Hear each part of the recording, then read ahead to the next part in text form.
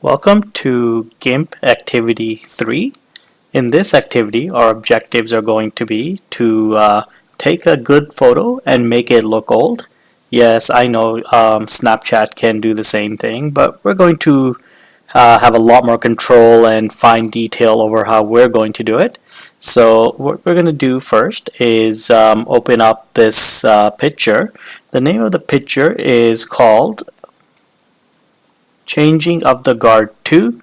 It should be in your zip folder. If you haven't already downloaded that, download your zip folder and find it in there.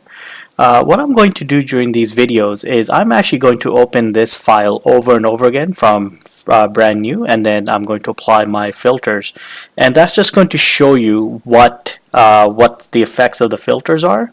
What I expect you to do is use the same file and just compound your filters, so meaning that just keep your file and just keep adding more and more filters until you get a final product. Okay, so I'm going to be opening new files every single time. Okay, so in video 1, what we're going to do is we're going to be using hue, lightness, and saturation.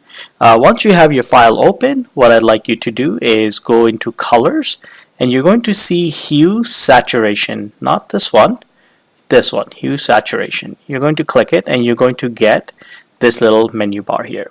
Alright, so you have 3 slider bars. The first one is called hue. The second one is lightness, and the third one is saturation. If you want, you can just play around with it. You can see that when I move it around, I get changes there. I can do the same thing with lightness. I can move it up and down. You can kind of see what's going on, and I can see that with saturation as well. So when I move saturation around, oops, there we go. That's what we get. Alright, so what do all of these things mean? The first one is hue.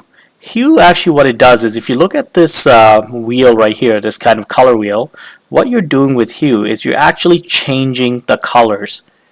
So my red changes into yellow or green or whatever. So I'm actually changing the color with my hue. With my lightness, as you can imagine, I'm actually just changing how dark and light the object is. So my red becomes darker red, and it becomes lighter red.